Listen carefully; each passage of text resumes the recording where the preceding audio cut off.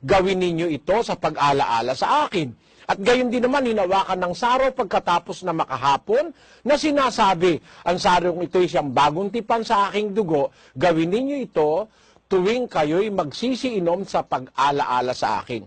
Sapagkat sa tuwing kanin ninyo ang tinapay na ito at inuman ninyo ang saro, ay inihahayag ninyo ang pagkamatay ng Panginoon hanggang sa dumating siya.